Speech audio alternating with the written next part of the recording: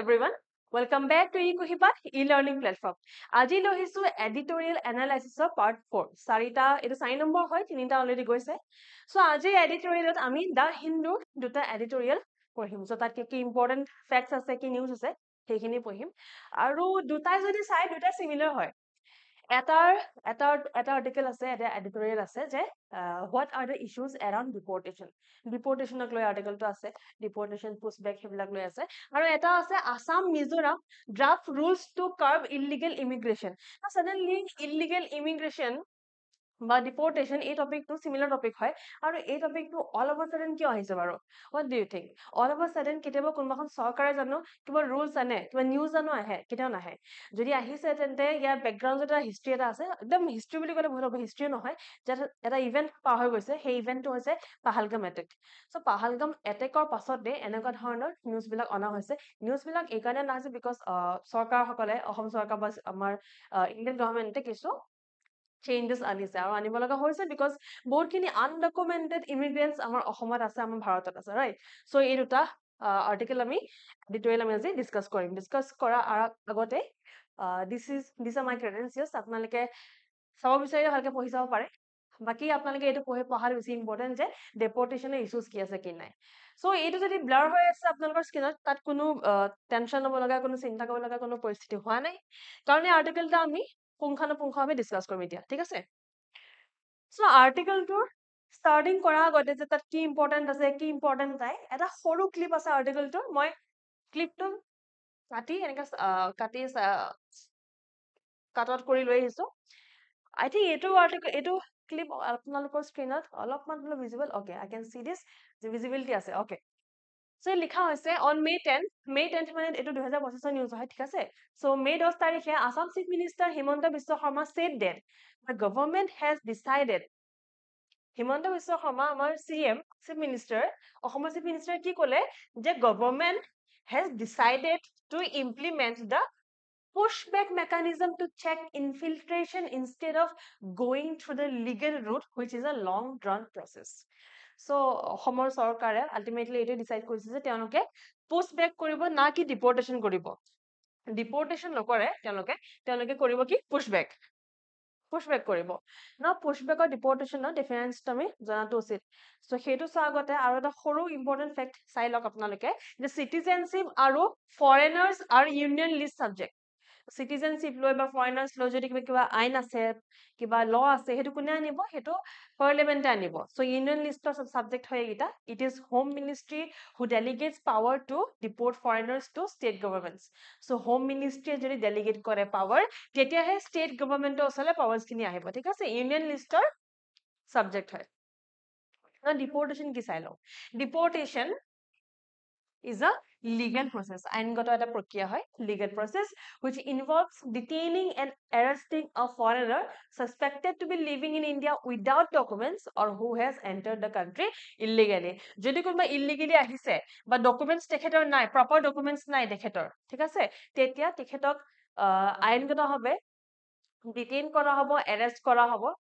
আৰু তাৰ পাছতে প্ৰসেস যোনটো প্ৰসেস লিগেল হয় সো আলটিমেটলি বেসিক ডিফাৰেন্সটো এটোই হয় যে ডিপোৰ্টেশন এটা লং প্ৰসেস হয় ঠিক আছে এৰেষ্ট কৰা হ'ব মানুহজনক যোনজন ফৰেনাৰক সাসপেক্ট কৰিছে তেখেতক এৰেষ্ট কৰা হ'ব তাৰ পাছত কিছু প্ৰক্ৰিয়া আছে কোৰ্ট লৈ যাব পাৰে বেলেগ বেলেগ ওয়ে ফৰৱাৰ্ড আছে বেলেগ প্ৰসেস আছে যি কি হক নহক ইয়াত প্ৰসেসটো কিন্তু কমপ্লিটলি লিগেল হয় আইনগত হয় সম্পূৰ্ণ আইনগত মতে ডিপোৰ্টেশন প্ৰসেসটো হয় আৰু এটা দীঘল হয় প্ৰক্ৰিয়াটো সৰু নহয় ছুটি নহয় কিন্তু অন্য হয়তো যদি চাও পুশবেক তেনেকুৱা নহয় পুশবেক is not a legal procedure এটো কিন্তু আইনগত নহয় ঠিক যেনেদৰে ডিপোৰ্টেশন আইনগত হয় পুশবেক আইনগত নহয় সো পুশবেক কি হয় সোৱাৰ আগতে আপোনালোকে এই ফটোখন চাব এই এনেকুৱা ধৰণৰ বৰ্ডাৰে আছে আমাৰ অসমত আছে বা বাকি যোনখিনি ষ্টেটে শেয়াৰ কৰে বৰ্ডাৰ উইথ বাংলাদেশ এনেকুৱা ধৰণৰ আমাৰ বৰ্ডাৰ আছে তাত BSF আছে হয় নাই border security force আছে so BSF এ যেতিয়া যোনসকল মানুহ এখন দেশৰ পৰা এখন দেশলৈ যায় বিশেষকৈ যদি বাংলাদেশৰ পৰা অসমলৈ আলটিমেটলি ভাৰতলৈ যেতিয়া আহে তো তেওঁলোকে চেক কৰে so যেতিয়া BSF এ চেক কৰি গম পায় যে এখেত ইলিগেল ইমিগ্ৰেন্ট হয় ইলিগেল ইমিগ্ৰেন্ট মানে কি someone যাৰ ওচৰত proper documentation নাই proper documents নাই তেনেকুৱা যে মানুহক সেই সময়তে তেওঁলোকে পুশবেক কৰি দিব পাৰে মানে ঘূৰাই পঠাব পাৰে পুশবেক মানে পুশবেকৰ যদি লিটাৰ মিনিংটো চাওঁ ঠেলি দিয়া হয় নাই ঠেলি দিয়া হয় সো সেইটোৱে বুজি লওক সেইটো কামেই কৰে আল্টিমেটলি বাট কোনে কৰে বৰ্ডাৰ সিকিউৰিটি ফৰ্চে কৰে the sorry they happen when a foreigner has been caught by the BSF border security force BSF এ যেতিয়া কোনো ফৰেনাৰ ধৰে তেতিয়া এটো হয় on an international border and depending on the intensity of the case or the discretion of the border personnel they are either arrested made to face the law here or pushback so pushback কৰিব নে arrest কৰিব হেতু কাৰ ওপৰত depend কৰে হেতু depend কৰে on the discretion of the border personnel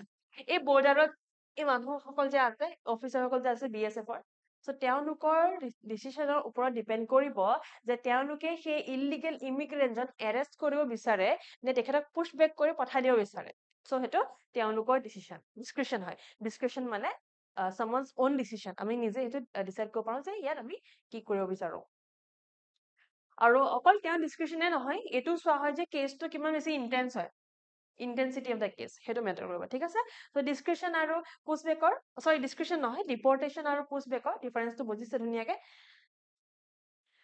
Okay, so from the same article, আমি যোনটো article চাই আছিলো সেইটো articleতে আৰু এটা news আছিলে the state government will implement the immigrants expulsion from Assam Act 1950 now this act এই act খন হয়তো বহুত ষ্টুডেন্টে নাজানিব পাৰে বহুত ষ্টুডেন্টে কোন নাম কথা নহয় আমি আজি পঢ়ি লৈছো and hopefully যদি any question in relation to ধৰক আসাম বাংলাদেশ লৈকে question আহিলে বা আমাৰ ইলিগেল ইমিগ্ৰেশন লৈ question আহিলে ইলিগেল হক বা লিগেল হক ইমিগ্ৰেশন লৈ কিবা question আহিলে যেতিয়া যত পায় তেনেকুৱা জায়গা তাত নানেকে এনেকুৱা ধৰণৰ ফেক্টস বিলাক ইউজ কৰিব এটা এটা ফেক্ট হয় এনেকুৱা আইন হয় যোনখন আইনৰ বিষয় ল বিষয় many students might not know but you have a plus point আপোনাৰ ওচৰত এটা এটো শক্তিশালী এটা weapon হয় every fact is a weapon for any student who is writing mains ঠিক আছে so এই আইনখন মন ৰাখিলে মুখস্থ ৰাখি লব immigrants expulsion from Assam Act 1950 1950 অনাৰ ৰিজনটো আছিলে আপোনালোকৰ বাংলাদেশ ফৰ্ম হৈছিলে এটো সময়ৰ ওচৰতে আৰু সেই কাৰণে বাংলাদেশৰ পৰা বহুতখিনি মানুহ ইলিগেলি আমাৰ অসমলৈ বা আমাৰ ভাৰতলৈ ত্ৰিপুৰা এণ্ড অল আদাৰ ষ্টেটছলৈ তেওঁলোকে আহিছিলে ঠিক আছে ইলিগেল ইমিগ্ৰেন্টছৰ এটা আইডেন্টিটি লৈ তেওঁলোক আহিছিলে সেই কাৰণে সেই সময়ত 1950 সময়ত এই পাৰ্টিকুলাৰ আইনখন অনা হৈছিলে সো আই থিংক আপোনালোকৰ ইয়েৰটো এতিয়া মুখস্থ হৈ যাব কাৰণ যদি আপোনালোকৰ মুখস্থ থাকে যে কি কাৰণে আনিছে যদি সেইটো জানে কি কাৰণে আনিছে তেন্তে ইয়েৰটো মুখস্থ ৰখা কোনো প্ৰয়োজন নাই আপুনি জানিলেও হ'ল যে এই আইনখন এইটো সময়ত অনা হৈছিলে আৰু এই কাৰণে অনা হৈছিলে So according to the news, according to the article, এটো কোৱা হৈছে যে আমাৰ অসমৰ চৰকাৰে ইমপ্লিমেন্ট কৰিব এতিয়া এই আইনখন ইমপ্লিমেন্ট কৰিব for the purpose which allows the district commissioner to declare illegal immigrants and evict them. So যেতিয়া 1950 যেতিয়া ইষ্ট পাকিস্তান বাংলাদেশলৈ কনভাৰ্ট হ'ব গৈ আছিলে হেতু সময়ত যেতিয়া ইলিগেলি বহুত মানুহ বাংলাদেশৰ পৰা আমাৰ ভাৰতলৈ আহিছিলে তেতিয়া এই আইনখনৰ যোগেৰে এটো পাৰ্টিকুলাৰ পাৱাৰ দিয়া গৈছিলে ডিসি সমূহক ডিস্ট্ৰিক্ট কমিশনাৰ সমূহক পাৱাৰ দিয়া গৈছিলে যে তেওঁলোকে ডিসি সকলে যদি কাবাক ইলিগেল বুলি ভাবে বা ইলিগেল বুলি তেওঁলোকে প্ৰুফ পায় সেই ইলিগেল ইমিগ্ৰেন্টছ জন তেওঁ ডিক্লেয়াৰ কৰি এভিক্ট কৰিব পাৰে মানে তেওঁ ডিক্লেয়াৰ কৰিব পাৰে যে দিস পাৰ্টিকুলাৰ পাৰ্সন XYZ এই মানুহজন ইলিগেল ইমিগ্ৰেন্ট হয় তেওঁ বাহিৰৰ পৰা অসমলৈ আহিছে তেওঁ কোনো ডকুমেন্টছ প্ৰপাৰ নাই আৰু তেখেতক আমি এভিক্ট কৰাইছো মানে ইয়াৰ পৰা আমি উলিয়াই দিছো এভিক্ট কৰাইছো ঠিক আছে সো পাৱাৰটো কাছ আছিলে পাৱাৰটো আছিলে ডিসি সকলৰ ওচৰত আৰু এই আৰ্টিকলটোৰ লগত আৰু এটা নিউজ আছে সিমিলাৰ হয় আৰ্টিকলটোৰ লগত অহা নাই ঠিক আছে এইটো আগৰ নিউজ হয় এইটো আপোনালোকৰ জুন 12 তাৰিখৰ নিউজ হয় So, in news, I think you can relate this news to this particular topic editorial. Assam will deport foreigners even if their names feature in NRC. So, আমাৰ চিফ মিনিষ্টাৰে এইটো statement দিছে যে অসমে তেনেকুৱা ধৰণৰ ফৰেনাৰ্ছক ডিপোৰ্ট কৰিব যদিহে তেওঁলোকৰ নাম NRC টো আছে তথাপিতো ডিপোৰ্ট কৰিব পাৰিব মানে নেশ্যনেল ৰেজিষ্টাৰ্ছ অফ চিটিজেনছ যোনখন NRC হয় that NRC will not be able to help a person from gaining the citizenship of this country যদিও NRC আছে আৰু যদি সেই মানুহজনৰ ওপৰত ডাউট আহিছে ডিস্ট্ৰিক্ট কমিশনাৰ কৈছে যে this person is a illegal immigrant আৰু সেই পাৰ্সনজনৰ ওচৰত যদি NRC আছেও তেন্তে সেই NRC খনে সহায় নকৰিব তেখেতক ভাৰতত থাকিবলৈ he can be deported although he might have an NRC so NRC in current times you can say is not of very much use ইমান বেছি ইউজত থকা নাই NRC ultimately NRC লৈ বহুতখিনি ডিবেটস হৈছিলে বহুতখিনি ডিবেটস and all that হৈছিলে so সেইকাৰণে NRC লৈ এই পাৰ্টিকুলাৰ ষ্টেটমেন্টটো আমাৰ CMA দিছে না নেক্সট যোনটো আৰ্টিকল আছিলে দুটা আৰ্টিকল আছিলে ন তাৰে দ্বিতীয়টো আছিলে যে আসাম আৰু মিজোৰামে ড্ৰাফট ৰুলছ বনাইছে টু কাৰ্ব ইলিগেল ইমিগ্ৰেশ্যন ন ইয়াত এই পাৰ্টিকুলাৰ আৰ্টিকেলখন এই পাৰ্টিকুলাৰ এডিটৰিয়েলত এটা বহুত ইম্পৰ্টেণ্ট ফেক্ট আছে ডাটা আছে ইনফেক্ট এই ডাটাটো আপোনালোকে মুখস্থ কৰিব মই কমেই ক'ত আছে কেতিয়া আছে এতিয়া নাই দুটামান শ্লাইডৰ পাছত আছে আই থিংক ইয়াৰ পাছত শ্লাইডটোতে আছে যি হওক there will be few facts in the class যোনবিলাক মই কম যে এইটো ইম্পৰ্টেণ্ট হয় পৰীক্ষালে এইটো আপোনালোকে লিখি থব ক'ৰবাত so you keep that aside in the note so that পৰীক্ষাৰ আগে আগে সেইবিলাক ৰিভাইজ কৰি এটলিষ্ট পৰীক্ষা পেপাৰত আপোনালোকে সেইখিনি মনত আহে আপোনালোকে সোঁৱৰিব পাৰে আৰু আনচাৰ লিখিব পাৰে ঠিক আছে so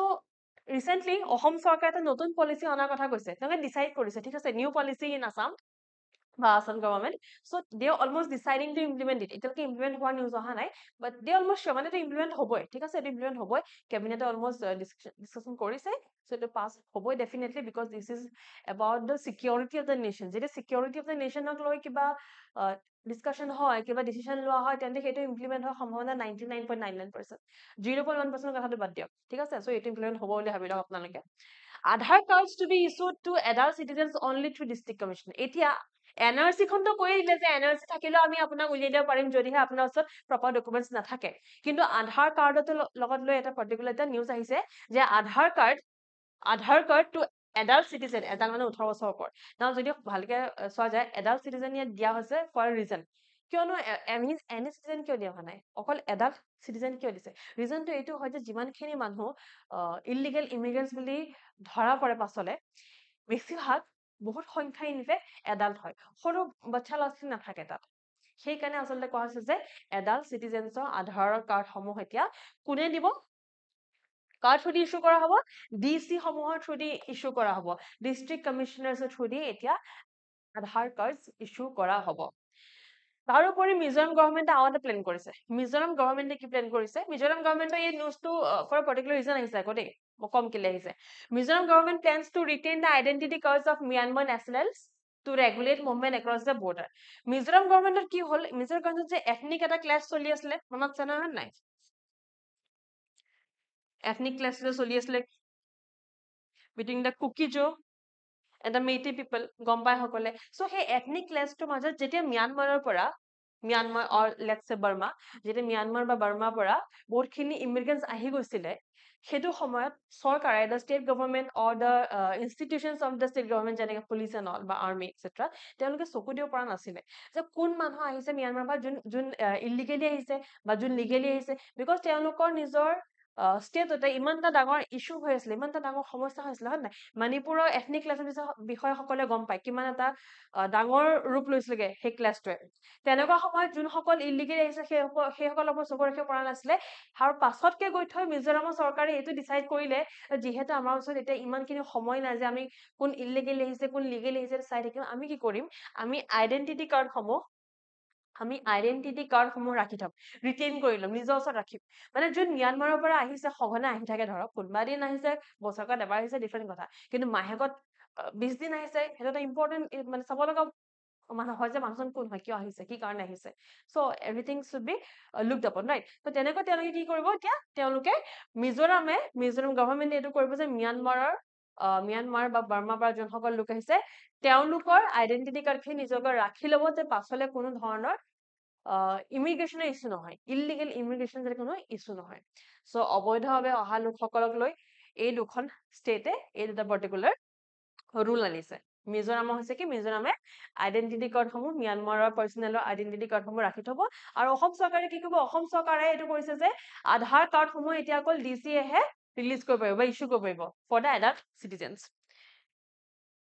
ওকে যোনটো কথা মই কৈছো যে ইম্পৰ্টেণ্ট ডাটা এটা আছে বহুত ইম্পৰ্টেণ্ট হয় একদম আচ্ছা মেইনছৰ পৰীক্ষাৰ কাৰণে বহুত ইম্পৰ্টেণ্ট ঠিক আছে প্ৰিলিমছৰ কাৰণে মই নাজানো কিমান বেছি দুৱলে ইম্পৰ্টেণ্ট প্ৰিলিমছৰ কাৰণে ইম্পৰ্টেণ্ট হ'ব পাৰে এইটো নহয় যে নহয় আজিকালি যোনটো প্ৰিলিমছৰ প্ৰশ্ন আহে we should be prepared for anything okay at this point of time APSC বেলেগে এটা লেভেলত প্ৰশ্ন সুধি আছে in prelims or mains so মেইনছৰ পৰীক্ষাৰ কাৰণে এইটো ডাটা বহুতে ইম্পৰ্টেণ্ট হয় এইটো ডাটা আপোনালোকে প্লিজ নোট ডাউন কৰিবই মানে নকৰিলে লাইক লছ ইজ yours মই পৰীক্ষাটো এনেও নিদো so loss will be yours September 2024 data হয় এইটো যোৱা বছৰৰ 4খন district 4 districts of Assam had more Aadhaar card holders than their projected population.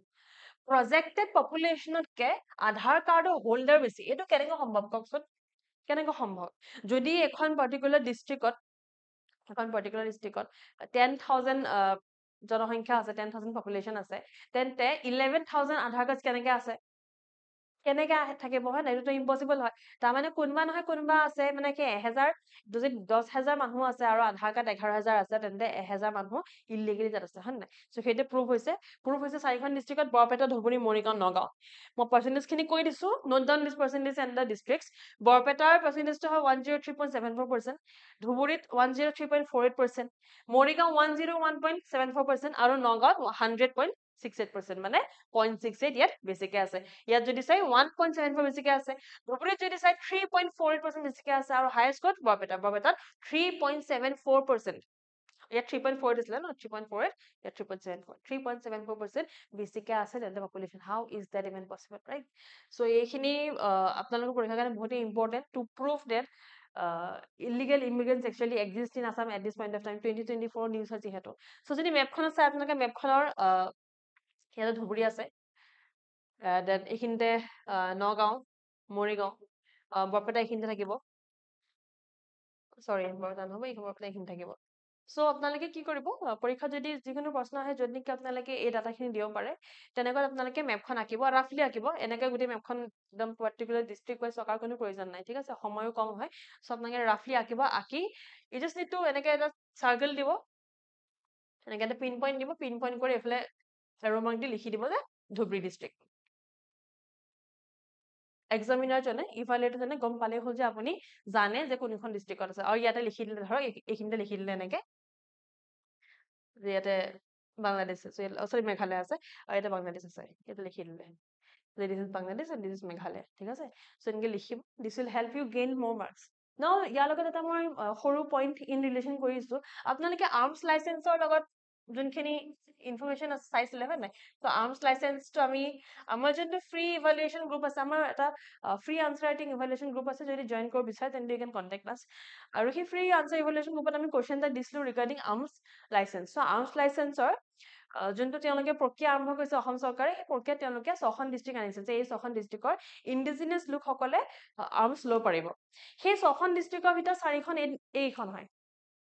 in all those 6 district ইয়াত 6খন ডিস্ট্ৰিক্ট আছে 6খন ডিস্ট্ৰিক্টৰ ভিতৰত 4খন এইকেইখন হয় বৰপেটা ধুবুৰী মৰিগাঁও নগাঁও ইয়াকে বাদ দি সাউথ চালমাৰা আৰু গোৱালপাৰা আছে লাইক আছে so this kind of data is very important for your exam okay পৰীক্ষাত যাতে কোনো ধৰণৰ ভুল নহয় পৰীক্ষাৰ আনসাৰ যাতে ভাল কৰিব পাৰে সেই আনসাৰটো ভাল কৰিবলৈ এনেকুৱা ধৰণৰ ডাটা এনেকুৱা ধৰণৰ ইনফৰমেশ্যন লাগে বহুত সহায় কৰিব আপোনালোকক আৰু যদি মেইনছ প্ৰিপেয়াৰ কৰি আছে দিছ ইয়াৰ অৰ নেক্সট ইয়াৰ তেন্তে আপোনালোকে মেইনছৰ ক্ৰেছ কোৰ্চ ল'ব পাৰে মেইনছৰ ক্ৰেছ কোৰ্চটো আমি আনিছো for a very minimum price of 8,000 rupees only আৰু এই মেইনছৰ ক্ৰেছ কোৰ্চটোৰ লগতে আমাৰ প্ৰজ্ঞা আনসাৰ ৰাইটিং যোনটো সিৰিজ আছে যোনটো আমাৰ টেষ্ট সিৰিজ হয় মেইনছ টেষ্ট সিৰিজ প্ৰজ্ঞা সেই প্ৰজ্ঞা টেষ্ট সিৰিজটো কমপ্লিটলি ফ্ৰী অফ কষ্ট দিয়া হ'ব with the mains crash course যদি মেইনছ ক্ৰেছ কোৰ্চটো লৈছে তেন্তে গোটেই প্ৰজ্ঞা আনসাৰ ৰাইটিং টেষ্ট সিৰিজটো ফ্ৰী পাব মেইনছ ক্ৰেছ কোৰ্চটোত আমি আছামিজ আৰু ইংলিছ দুইটা ভাষাত আপোনালোকক পঢ়োৱা হ'ব কোৰ্সটো দিয়া হ'ব আৰু অনলাইন আৰু অফলাইন দুটা মোডতে এই কোৰ্সটো এভেইলেবল আছে ঠিক আছে আৰু যদি আপোনালোকে কোৰ্সটোৰ বিষয়ে আৰু ইনফৰমেশ্যন জানিব বিচাৰে তেন্তে দিছ ইজ দ্য স্কেনাৰ এই স্কেনাৰটো স্কেন কৰিব ইয়াত আপোনালোকে মেইনছ ক্ৰেছ কোৰ্সৰ ইনফৰমেশ্যন পাব ঠিক আছে মেইনছ ক্ৰেছ কোৰ্স ইয়াতে আপোনালোকে জইন কৰিব পাৰিব ইয়াতে পেমেন্ট কৰি মেলি সো ইউ কেন স্কেন দিছ আৰু এই স্কেনাৰটো হৈছে এথিক্স ইন্টেনসিভ কোৰ্সৰ কাৰণে সো এথিক্স ইন্টেনসিভ কোৰ্সটো যদি ল'ব বিচাৰো বিকজ এথিক্সত আমি গম পাওঁ যে 250 মাৰ্ক 250 mark অকল ethics আহে ethics is one of the most scoring paper in APSC in fact মোৰ মতে one of the most নহয় is the most ethics is actually the most scoring paper in mains so যদি ethics ল'ব বিচাৰে I can make sure যে আপোনালোকে 100 ওপৰত marks পাব in ethics you can score 100 plus very easily in ethics so ethics or intensive course টো কাৰণে এই particular scanner টো আছে ইয়াতে scan কৰি আপোনালোকে ডেমো ক্লাছ চাব পাৰে or in fact আমি এটা বৰ্তমান until the prelims results are out আমাৰ classes খিনি এটা free of cost হয় you can go through the mains classes free of cost যদি আপুনি interested হয় then you can leave your number in the comment section or you can contact us I'll provide the contact number here itself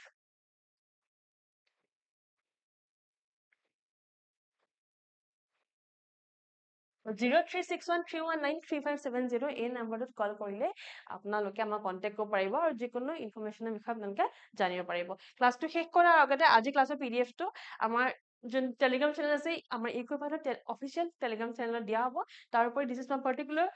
my personal Telegram channel এই particular চেনেলটোত অকল মোৰ যোনখিনি class আছে যোনখিনি class মই পঢ়াওঁ সেইখিনি ক্লাছৰ PDF দিয়া হয় আৰু আমাৰ অফিচিয়েল টেলিগ্ৰাম চেনেলটোত প্ৰত্যেকটো ক্লাছৰ আপডেটছ PDF ইয়াতে পঠোৱা হয় যদি ক্লাছটো ভাল পালে লাইক কৰিব শ্বেয়াৰ কৰিব ছাবস্ক্ৰাইব কৰিব and see in the next class thank U